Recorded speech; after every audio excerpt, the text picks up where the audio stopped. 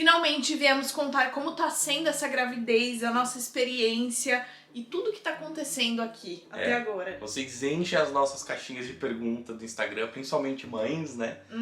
Falando como que foi planejado, como que tá sendo o sistema. A gente ouve falar que o sistema de saúde do Canadá é muito ruim. A gente vai falar um pouco sobre a nossa experiência, né? Mas na verdade a experiência da Bá. Por causa do Covid eu não posso participar de quase nada. Esse já é uma coisa que a gente pode falar mais pra frente. Basicamente o vídeo vai ser sobre isso, beleza? A pergunta assim que mais as pessoas fazem, que eu acho que muita gente é pego de surpresa, é se a gravidez foi planejada ou se simplesmente aconteceu, um bebê do Covid. Então, foi planejado, né? Foi planejada, foi uma gravidez planejada. A gente sempre quis ter filhos, assim, independentes, e depois que a gente se conheceu, a gente sempre planejou uma gravidez.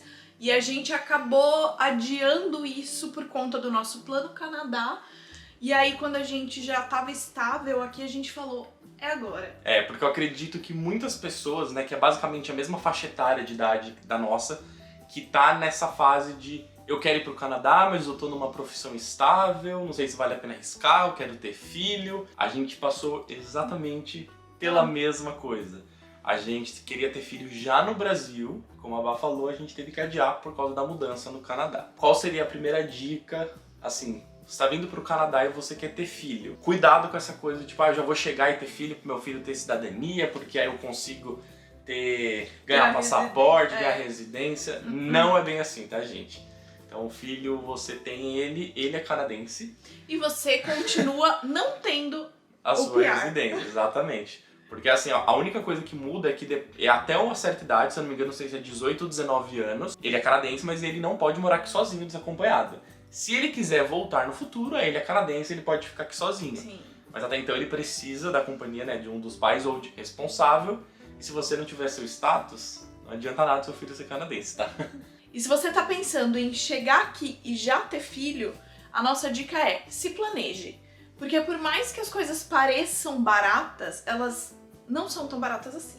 Principalmente quando o assunto é montar quarto plus creche, mais conhecida como daycare. Exato. As coisinhas materiais, tipo roupinha, bichinho, realmente é mais barato, mas quando você precisa montar um enxoval ou comprar em grande quantidade, acaba saindo caro. Agora imagina você chegando do Brasil, sei lá, que a gente já viu pessoas que chegaram aqui de 3, 4 meses, e aí chegou, já vai montar quarto, coloca aí na balança o quanto que você vai gastar para montar esse quarto em dólar, porque você vai estar trazendo dinheiro do Brasil. Sim. Exceto as pessoas que já vêm empregadas, né, do Brasil numa área, mas aí é uma exceção da grande maioria, né? E outra coisa que você também precisa colocar na balança é a daycare. A daycare aqui não é barata. Daycare é creche, tá, gente? A escola ela é gratuita a partir dos 5 anos de idade. E até os 5 anos de idade, aqui em BC, você precisa pagar uma daycare, uma creche, e não é barato. Eu acho que na verdade no Canadá inteiro tá a partir dos 5 anos, mas aqui em BC é com certeza isso. Daycare no geral no Canadá é caro, a média é a partir de $1.000 no Canadá inteiro. Sim. Aqui em Vancouver, se você mora em downtown, só pra você ter uma ideia, tem daycare que custa quase $2.000 por mês. Sim. Então se você ganha, por exemplo, um salário mínimo, você vai literalmente trabalhar para pagar a creche. Pagar isso. Então muitas pessoas acabam não trabalhando para cuidar da criança. Só que aí só uma pessoa, caso você venha em casal, né? Só uma pessoa que vai trabalhar para pagar as contas. E outro ponto importante é, aqui em Vancouver tem filas de espera para daycare. Tem creche que você precisa, quando você tá grávida, colocar o nome na fila para quando a criança chegar na idade de ir pra creche ter a vaga. Mas isso normalmente é mais nesse, tipo, em downtown. Em Burnaby também rola isso. Mas, por exemplo, onde a gente mora aqui, tem lugares que tem fila. Sim. Mas é um pouco mais fácil de você conseguir. E quanto mais distante dos centros, né, dos grandes centros, mais barato a daycare vai ficando. Assim, menos caro, né? Barato não existe. Por exemplo, aqui onde a gente mora, a média é entre 1.300 e 1.700. Tem mais caras e tem umas mais baratas. Em downtown, essa média já sobe para uns 1.500 para cima.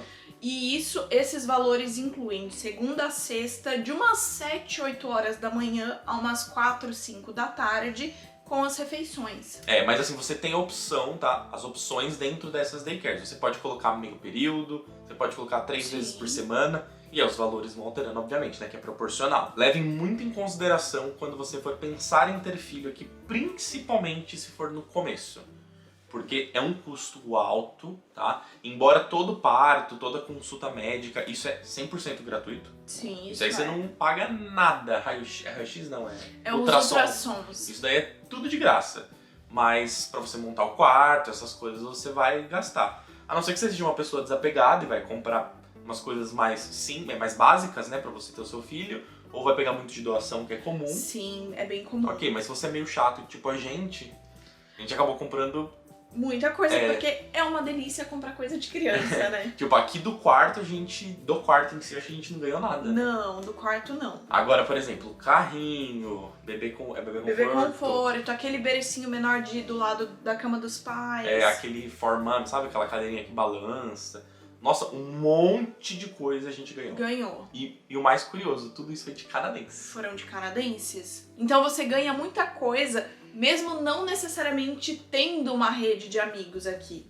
Você começa a participar de muitos grupos de mãe e muitos grupos de brasileiros, que eles veem que você tá grávida e se solidariza, oferecem todo o apoio, né? Porque afinal, essa é a nossa família. E por isso que é importante, né, dentro dessa dica, assim, importante não, né, mas é o que a gente passou. É você deixar pra ter seu filho depois de um tempinho que você tá aqui. Porque aí você já conhece um monte de gente, você acaba ganhando muito presente, nossos amigos sempre vêm em casa atrás de uma roupa. Sim. Então, tipo, a gente ganha muita coisa, muito presente. Queriam fazer chá de bebê. A gente nem quis fazer de tanta coisa que a gente já tem. Então essa parte a gente acabou ignorando, né, de não fazer o chá de bebê, embora seja uma data muito importante pra mãe, mas a gente não gosta muito de festa. Sim. E assim, a gente já ganhou muita coisa. Então, por isso você ter um pouquinho depois que você... um tempo depois que você já tá aqui, eu acho que acaba valendo mais a pena por vários fatores, né? Sim, acaba sendo mais bem planejado. Você consegue se planejar financeiramente, inclusive, e psicologicamente, porque vai ser uma língua nova, você vai ensinar uma língua nova pro seu filho, cultura nova. E lembra que as suas consultas vão ser em inglês, tá? Exato. Então você vai no ultrassom em inglês, você vai conversar com o seu médico em inglês. Você quer reclamar alguma coisa? Em inglês. Se você passar mal, tiver sangramento, qualquer coisa, entendeu? Então, assim, vamos pular pra parte do médico, da nossa experiência aqui. Pergunta que, assim, não é a primeira que vocês mais fazem, mas é uma das. Eu escolho obstetra ou eu escolho midwife, que é tão famoso aqui no Canadá? O ginecologista obstetra, ele é um médico especializado em gravidez e em parto. Então ele segue uma linha, assim, bem técnica. Ele tem um protocolo de consultas e de exames que ele precisa pedir para uma mulher durante a gravidez. E quando você vai na consulta, ele pede, tipo, exatamente aquilo, vê se tá tudo bem e acabou. Normalmente nas consultas, acho que na primeira ele já te dá um calendário de tudo que você vai fazer desde o primeiro dia até o último. E assim, muita gente fala que o médico obstetra ele é mais frio. Ele não é frio, ele é direto ao ponto e a parte mais técnica. Então assim, ele é médico, ele atende um monte de cliente, um monte de paciente. Sim. Então isso é uma diferença pra midwife, que ela trata o lado mais humano da coisa. Também faz parto, mas é um pouco diferente, que a Bá vai explicar pra vocês. A midwife, ela tem uma especialização em saúde da mulher, então ela acaba seguindo uma linha de raciocínio um pouco mais humana. Ela também pode fazer parto, prescrever exame, remédio, mas ela atende de uma forma um pouco mais próxima às pacientes.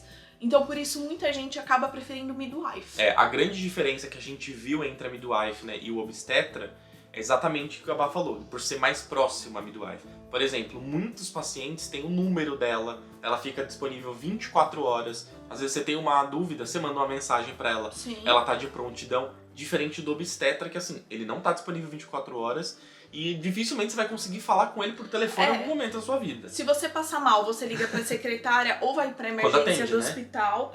Porque as secretárias, principalmente desses obstetras, são sempre cheias, sempre ocupadas, é terrível de falar no consultório. Mas isso não quer dizer que o acompanhamento com o obstetra é ruim. Não, de forma diferente. Alguma. É diferente. A midwife, ela também pode fazer alguns procedimentos, inclusive na hora do parto, mas ela não pode usar instrumentos. Então se você tem uma gravidez de risco ou se você não se sente segura, Aí você vai... Provavelmente você vai com Com obstetra. obstetra, exato. E se você tá na hora do parto e acontece qualquer emergência... E você tá com a midwife, né, no caso? Aí eles chamam o obstetra e é ele que finaliza, é ele que te atende. Então, por exemplo, se você vai ter o parto normal e você tá fazendo acompanhamento com a midwife, ela que vai fazer seu parto, tudo bem. E uma coisa diferente que a midwife, ela pode, por exemplo, fazer parto em casa. Sim. Ela pode fazer no hospital, ela tem essa flexibilidade que um obstetra não tem. Mas, se você planejou ter um parto normal e de repente você vai fazer uma cesárea, a midwife sai de campo, quem vai fazer o obstetra, e aí vai ser um obstetra que você nunca viu na sua vida. Exato. Então, de qualquer forma, você pode acabar caindo ali, mas você vai estar em boas mãos de qualquer forma. Qualquer ocasião, né? Exato. Muitas pessoas acabam optando pela midwife, porque quando você tá morando aqui, você tá longe da sua família na maior parte dos casos. E a midwife acaba preenchendo um pouco esse vazio, porque assim, na consulta ela senta, ela te explica, ela conversa. Tem esse contato, né, próximo. É muito mais próximo. Sem contar que ela tá de plantão, digamos assim, a maior parte do tempo. O obstetra, como o Robert falou, ele te dá uma cartilha nas primeiras consultas. A gente não sabe se a midwife não dá, tá?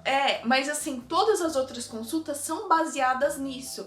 Então, se você não chega com nenhuma dúvida, ele não vai sentar e super te explicar essa etapa da gravidez, o que vai acontecer. Tipo, ele é bem técnico. A midwife já vai. Já. Só que a gente não tá falando que midwife é melhor do que obstetra e vice-versa. Tanto é que nós seguimos com o obstetra. Foi por escolha? Não, mas a gente vai falar disso um pouco mais pra frente. Sim. Agora, por que a gente não tá sentindo assim tanto essa diferença entre o obstetra e a midwife? Aí vai entrar a doula. E isso vai fazer uma diferença, eu falo até por mim, que não tem nada a ver com a gravidez, entre aspas, mas essa mulher aí, parabéns. Então, eu optei por uma doula, tendo em vista que eu não estava com a midwife. Eu queria um acompanhamento mais de perto, uma pessoa que entendesse, já morasse aqui há mais tempo e pudesse me explicar. E brasileira. E que falasse a minha língua, porque eu não sei se na hora H eu ia dar conta de pensar em inglês. Você não sabe, né? Explicando um pouco pra vocês o que é uma doula, qual o papel da doula. Ela é a pessoa que vai te dar um apoio emocional durante a gravidez e nas primeiras semanas depois do bebê. E ela vai, assim, te explicar como tudo funciona. É assim, basicamente pra gente, a doula tá sendo a parte midwife do obstetra que a gente não tem. Nossa, e essa mulher, gente. Acho que se ela ver esse vídeo, ela vai dar risada, porque eu não sei nada de gravidez. A Bá, menos ainda. Nunca troquei uma fralda. E é muito engraçado, porque às vezes ela fala assim, vocês já fizeram isso? Tipo, eu não sei o que ela tá falando. Não. E ela dá risada com eu falo, eu falo, não liga não, que no final vai dar certo. A criança, ela vai ficar bem. Espero que sim. E ela dá todo esse suporte da gravidez e tira dúvidas sobre o cuidado com o neném, inclusive. É tudo que eu vou estudando, eu vou perguntando pra ela, eu vou contando pra ela. Se eu sinto alguma dor, alguma coisa, eu falo com ela. Ela não é médica, ela não prescreve medicamento, exame, nada. Ela ajuda com a experiência dela e dá dicas pra gravidez e para o bebê. E coisa legal é que assim, como ela já entende que ela trabalha aqui há muito tempo, ela não pode prescrever nada, mas ela sabe o que você pode pedir para o obstetra. Sim. Então, às vezes ela fala uma coisinha, aí aquela coisa que a Bá falou, o obstetra, se você não fala, ele vai deixar passar batido. Porque ele acha que você sabe e acha que tá tudo bem. Então aí ela dá um toque, aí a Bá vai e fala com ele, fala, tá, claro, vamos fazer isso. Então, esse é o lado bom. Já vou falar de cara, doula não é de graça. Não. Midwife é gratuito, e o obstetra é gratuito. também. Mas a doula, ela é tipo um luxo, digamos assim. Sim. A média de valor de uma doula brasileira aqui em Vancouver, pelo que eu pesquisei, era mais ou menos de 1.200 a 1.600. É dentro disso aí que a gente tá pagando. Que a gente pagou, né? Graças a Deus. E o que inclui exatamente? Algumas consultas antes do parto, em torno de 2 ou 3 consultas de 1h30, 2 horas de conversa, mais ou menos. E ela é super paciente. Você já vai dando uma estudada, tira suas dúvidas. Se não, ela tem um script mais ou menos para te explicar de acordo com a etapa da gravidez que você tá. E o parto em si inclui, lógico. Então, todo o auxílio quando você entra em trabalho de parto, a ida ao hospital, o pós-parto e 1 ou 2 consultas depois com o bebê. E só um parênteses, tá, gente? A doula, ela vai no parto. No dia ela vai estar lá, ela vai acompanhar, ela entra no quarto com a gente. Então, assim, ela não é médica, né, como uma midwife, mas ela tá lá do nosso O lado. tempo todo. E tanto que ela já dá várias dicas. Ó, na hora se acontecer isso, toma cuidado, você me dá um toque. Se eu ver que tem uma coisa errada, eu vou te chamar de canto. Porque os médicos também não curtem muito que a doula tá ali, porque ela sabe que... Eles sabem que ela sabe o procedimento. Então, mas assim, não que tem preconceito, não tem problema nenhum. De forma alguma. Mas assim, se não tiver pra eles, eu acho que é melhor. Que é mais fácil, porque muitas vezes eles querem acelerar pra já atender outra paciente e a doula fala, não, calma, vamos humanizar isso aqui, o que acaba demorando um pouco mais. E tem alguns médicos e algumas enfermeiras que ficam meio... essa mulher vai atrapalhar meu serviço. E assim, a gente não sabe como é com a midwife, tá? Mas, por exemplo, a doula, ela deu muitos toques pra gente. Que ela já acompanhou muitos partos, ela falou, na hora tal, eles vão te oferecer isso, isso e aquilo, aí você tem que escolher entre isso e aquilo, o que isso significa, o que é esse outro. Ela já vai dando tudo que vai acontecer e qual caminho que é se você aceitar aquilo. Então, pode ser que a midwife também explique isso, mas aí por ela ser brasileira, já ter feito vários partos, ela já vai meio que fazendo comparações com partos como é no Brasil. Então você já vai começando a entender bem melhor. E ela faz parto em vários hospitais aqui de Vancouver e da Grande Vancouver, então ela sabe assim, as equipes médicas desse hospital são mais conservadoras, as desse aqui já são mais moderninhas, cabeça aberta. Então assim, acho que o investimento valeu muito a pena. Se você pensar que o parto todo, todos os exames, tudo já é gratuito. É gratuito ou gratuito? Gratuito. Enfim. Então a gente achou que valeu muito a pena esse investimento aí. E assim, tendo em vista que a gente nunca cuidou de um bebê, o pós-parto, tanto da minha recuperação quanto os cuidados com o bebê, vai ser muito útil, porque ela vem em casa, ajuda a dar o primeiro banho, por exemplo. Mostra como é trocar uma fralda na prática.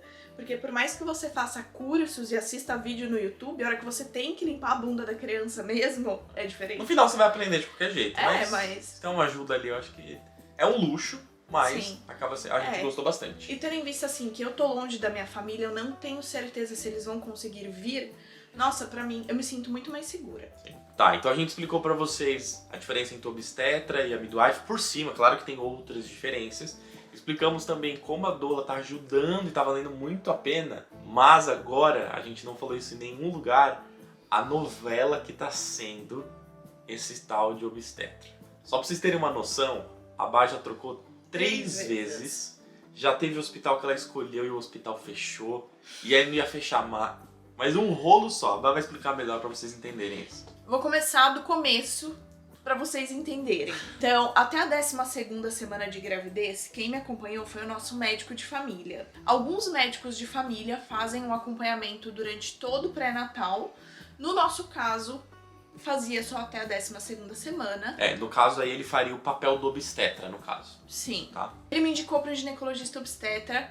Eu fui e gostei. Mas a clínica / o hospital onde esse ginecologista atendia era longe da nossa casa. A gente tinha acabado de mudar pra essa casa, porque a gente mudou de casa no meio do processo, gente? Aí eu pedi pro médico de família me indicar pra um outro ginecologista, porque aqui você não consegue trocar por conta. Tipo, escolher uma clínica e ir. Tudo que é especialidade aqui, você não consegue ir direto nele. Então, por exemplo, você não consegue ir direto no obstetra, não consegue ir direto num psiquiatra. Sempre você tem que passar antes com o seu médico de família e ele vai te encaminhar para essas especialidades. E então ele me indicou para um outro médico muito mais próximo de casa, que eu adorei, mas para ir na primeira consulta eu tive que tentar ir 3 vezes. Por que isso? Porque eles cancelaram a consulta. Só que eles não cancelavam a consulta ligando e falando: "Oi, Bárbara, tudo bem? Então, o médico teve uma emergência." Não. Ele esperava você ir lá no consultório. Chegar na consulta. Aí ela falava: então, ele teve uma emergência, ou por que você não ligou? Não. Essa era uma clínica da maternidade do hospital e as consultas eram feitas diretamente no hospital. E assim, eles não trabalhavam com e-mail, o telefone eles praticamente nunca atendiam. Quando eu queria ou mudar o horário de uma consulta ou marcar uma consulta, eu tinha que ligar 40, 50, 60 vezes pra conseguir falar. E assim, a gente achava que o problema era a gente. Falou: não, a gente tá ligando no horário errado. Mas aí a gente viu que várias vezes que a gente ia lá na consulta, várias pessoas iam lá pra marcar consulta, porque não conseguiam falar no telefone. Gente, as pessoas iam pessoalmente. Então assim, isso já foi um pontinho negativo. Aí aconteceu um episódio de um dia a gente tá no carro indo trabalhar de manhã E aí a gente ouviu uma notícia de que a maternidade estava fechando, estava entrando em greve. Sim, a maternidade que a gente estava planejado para ter filho. E isso já tinha passado da metade da gravidez. Então, eu liguei pro meu médico de família, expliquei a situação de que a maternidade estava fechando, estava entrando em greve e que eu queria voltar com o antigo obstetra. Agora só um parênteses. Vocês lembram que essa clínica não ligava para desmarcar consulta? Vocês acham que eles ligaram pra gente falando que a maternidade tinha fechado? Não, óbvio. A gente descobriu pelo rádio. E por estar fechando, eu acho que o staff estava diminuindo e os recursos estavam bem escassos, por isso que eles não atendiam o telefone, era muito difícil o contato. E era um negócio assim que parecia que eu tava sentindo. Que a primeira consulta que a gente foi lá, a gente chegou e o médico teve que sair numa emergência. Eu acho um absurdo, porque ele só atendia num horário muito restrito, era no meio de um horário que todo mundo trabalha, e aí você sai no horário do almoço, vai lá na clínica, eles não avisam que não vai ter, que o médico saiu numa emergência, e aí você chega lá e ele fala, então não dá, vou remarcar pra daqui 2 semanas. E aí esse primeiro dia, eu falei, isso é um absurdo fazer com uma pessoa grávida, pessoa que tá trabalhando, que sai no dia, sabe, que faz mal correria pra estar lá na consulta, e a secretária nem liga pra avisar, tipo, é uma falta de consideração isso. E eu falei, que sou muito metódico, eu já peguei ódio ali. Na primeira consulta.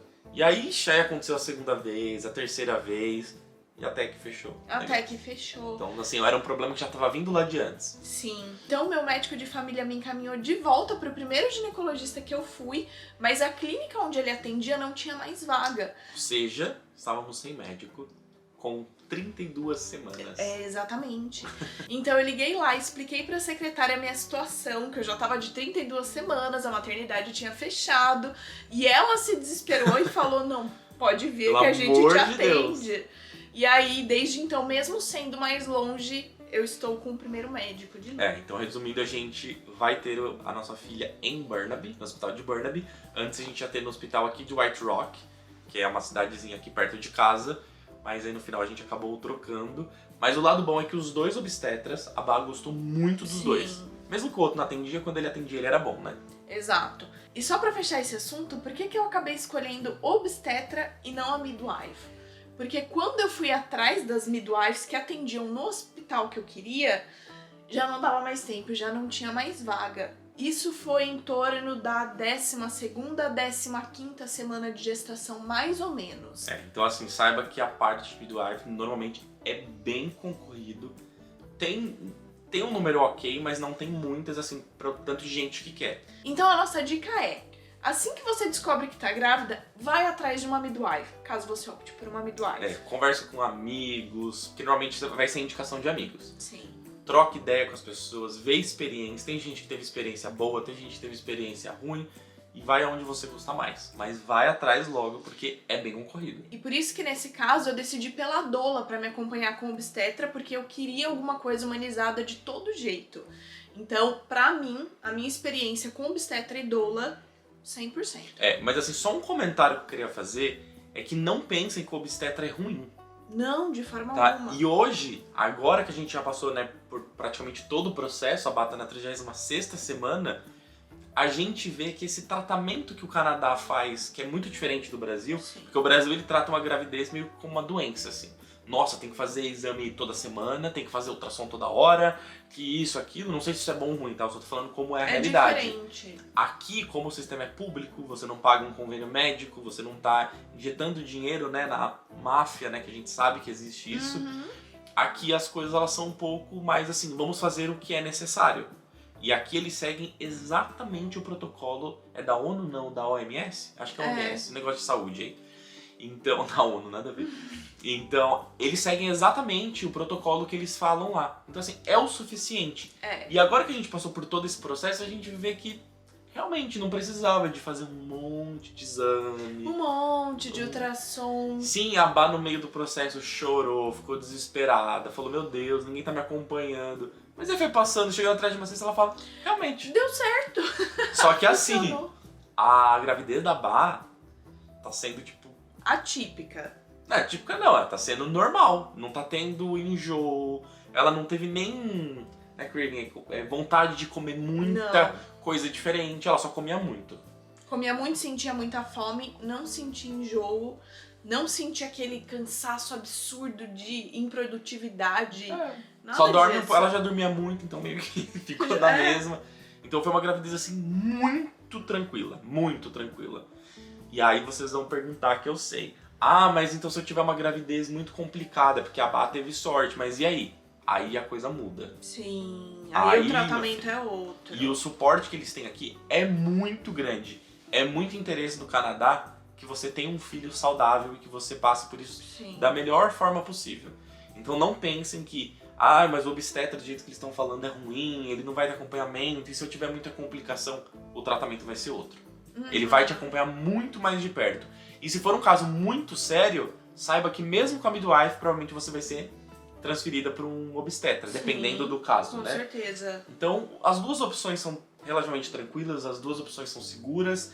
Tem quem goste mais de obstetra, tem quem goste mais de midwife, e aí fica ao seu critério. E também tem gente que faz midwife e tem a doula. Exato. Então, cada um. Então, agora que a gente já falou sobre todo esse processo, vamos explicar um pouco sobre a licença maternidade. Que é onde a gente vai começar agora o processo nessa parte. Então, explicando basicamente como isso funciona. Você pode tirar até 18 meses de licença. A maioria das pessoas acaba optando por 12 meses.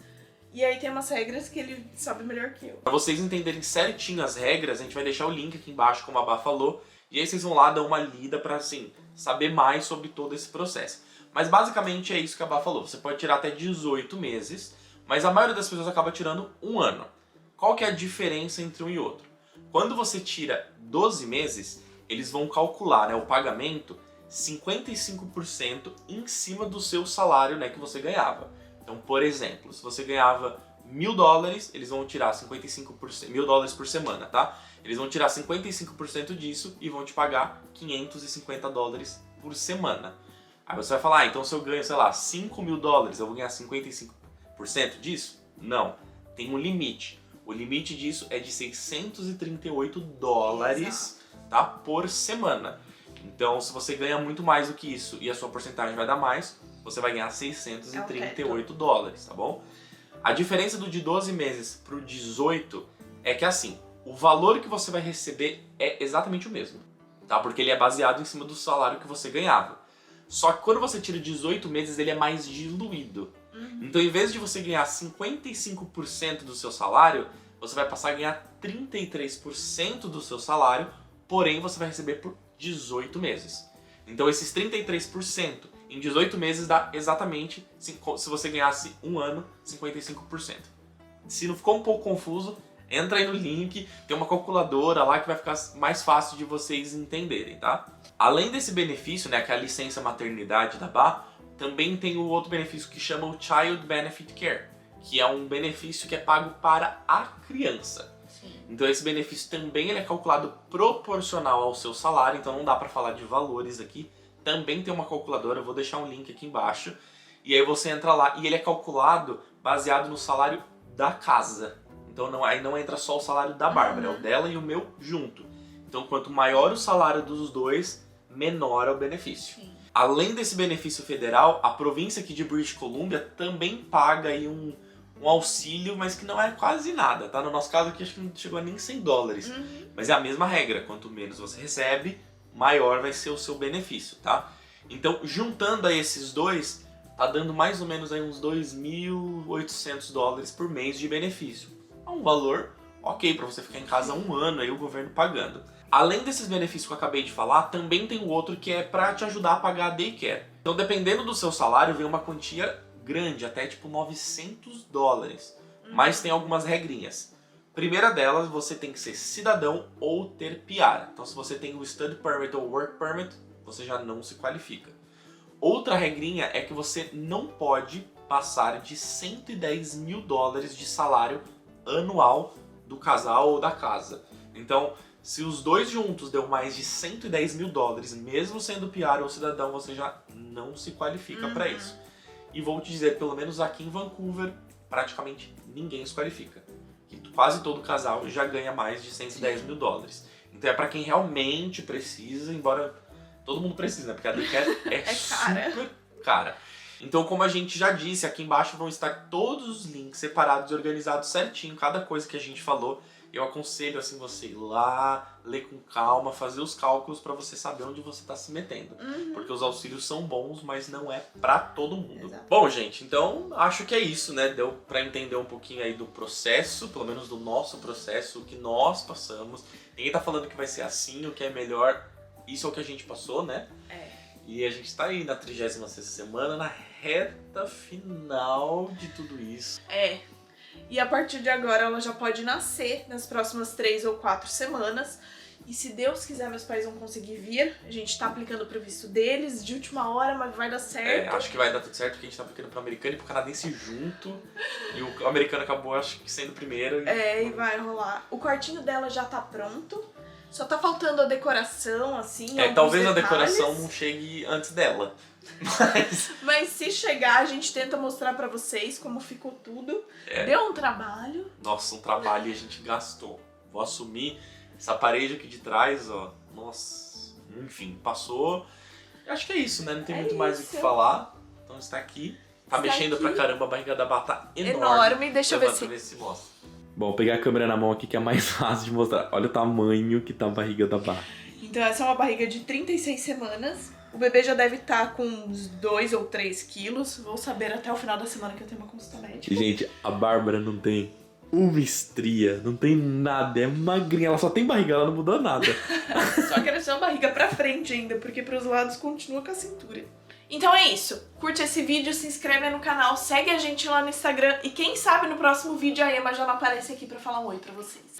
Viu só, se você for esperto, ela acabou de falar o nome da nossa filha. Então volta aí que você vai ouvir de novo. O nome que a gente teve tanta dúvida para escolher, finalmente saiu. Então se você assistiu esse vídeo até o final, agora você sabe. Comenta lá no Instagram, manda mensagem pra gente falando eu vi até o final e a gente troca uma ideia. Valeu!